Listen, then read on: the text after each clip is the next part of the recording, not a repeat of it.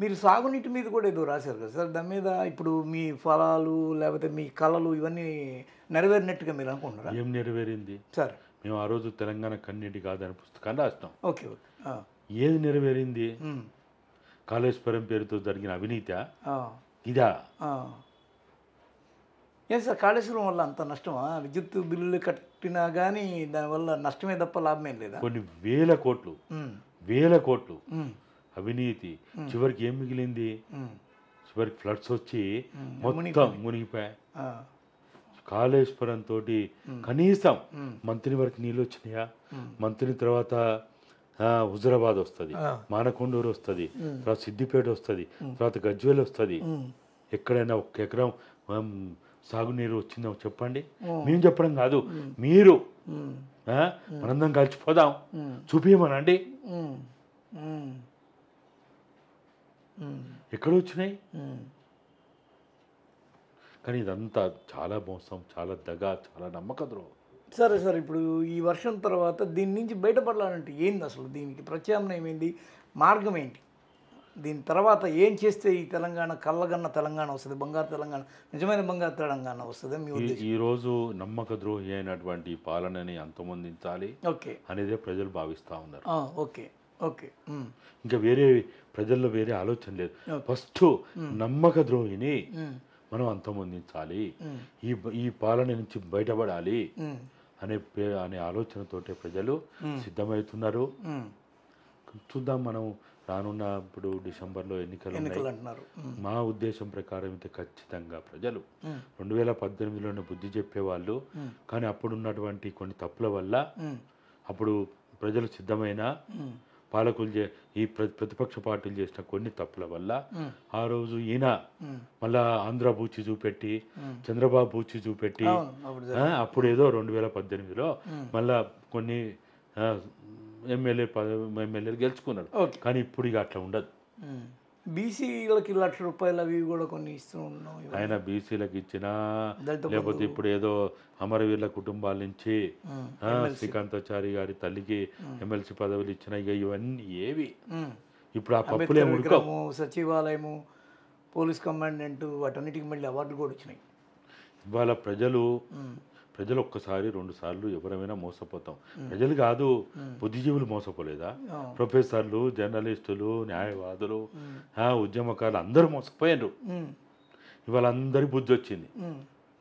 Sir, ఇప్పుడు మీరు ఆనాటి నుంచి మీరు చెప్పారు, ఆనాటి నుంచి ఒక 60-70 ఏళ్ళ పోరాటం, దానిలో మీరు అంతో కొంత మీ పేరు లిఖించింది ఉద్యమంలో, అవును కదా?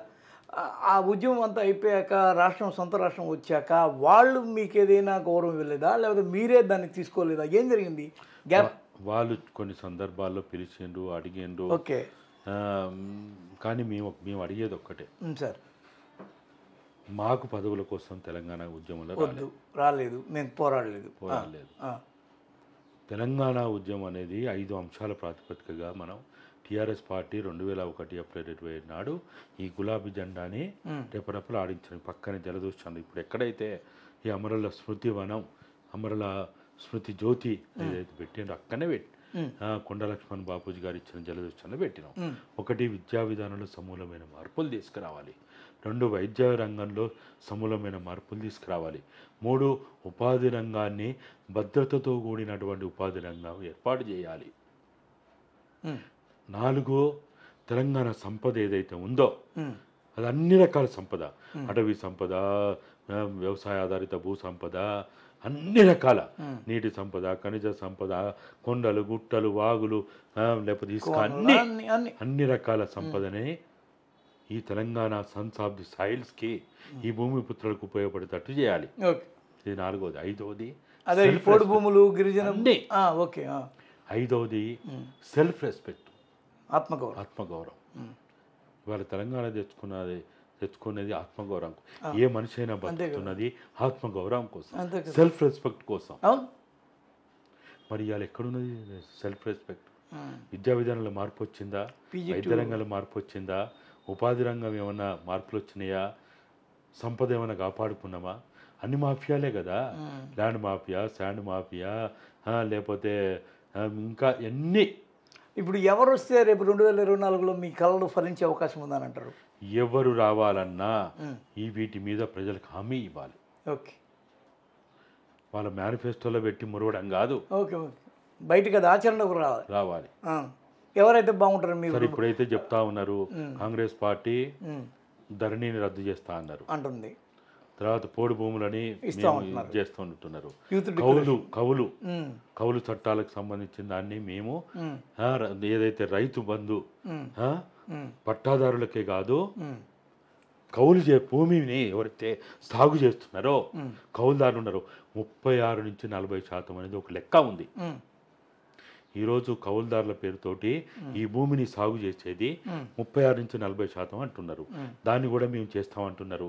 అయితే ఇది కాంగ్రెస్ పార్టీ మీరు అన్నట్టు ఏదైతే వరంగల్ రైతు డిక్లరేషన్ అయినా సరూర్ నగర్ యూత్ డిక్లరేషన్ అయినా ఇవి వాళ్ళు మాట్లాడుతున్నారు చెప్తున్నారు కానీ కిందికి పోలే, ఇంకా రూట్ లెవెల్కి పోలేదు, కిందికి పోవాలి, ఓటర్కి పోవాలి. కేసీఆర్ బలం ఏంటంటే నేను 1,13,00,000 నా లబ్ధిదారులు ఉన్నారు, 11 రకాల పెన్షన్దారులు, 6 నెలలకోసారి ఇచ్చే రైతు బంధు, ఈ కళ్యాణ్ లక్ష్మి రోషిని లాంటి పెళ్లిలో జరిగినప్పుడు పథకం, వీటన్నిటి లెక్క 1,13,00,000 నా లబ్ధిదారులు ఉన్నారు, వాళ్ళందరూ వేసినా సరిపోద్ది అని అన్నారు. నువ్వెట్లయితే తెలంగాణ సమాజానికి నమ్మక ద్రోహం చేసినావో తెలంగాణ ప్రజలు రేపు నువ్వు లబ్ధిదారులు అనుకుంటున్నావు, నీకు కర్రు కాల్చి పెట్టరా, వాతలు పెట్టరని ఎందుకు అనుకుంటున్నావు?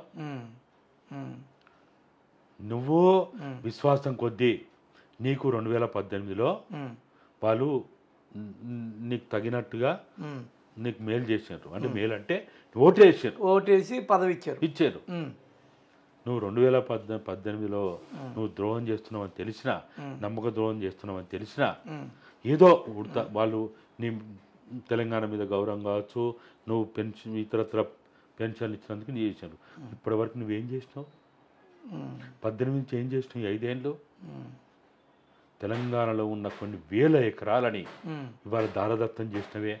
కొన్ని ఇప్పుడు సుమారు 80,000 కోట్ల అప్పు ఏదో ఉంటే దాన్ని 5 లక్షల కోట్ల అప్పు చేసినా ప్రజలు భరించారు. కానీ ఇవాళ భూమి పోతే భూమి వస్తుందా, ఇసుక పోతే ఇసుక వస్తుందా, కొండలు గుట్టలు పోతే వస్తాయా? తిరిగి రాని సంపద ఇవాళ నువ్వు కొల్లగొట్టినవు, తిరిగి రాదు కదా. కొండపోతే వస్తుందా, గుట్టపోతే వస్తుందా, ఇసుక పోతే వస్తుందా, భూమి పోతే వస్తుందా? నువ్వు ధరణి అనే ఒక దరిద్రపు తీసుకొచ్చి నువ్వేం చేసినావు? ఇవాళ అనుభవదారు కాలం తీసేసి నువ్వు మొత్తం నీ ఇష్టారాజ్యంగా నీకు నచ్చిన వాళ్ళకి నీకు మెచ్చుకి నువ్వు ఇచ్చుకున్నావు.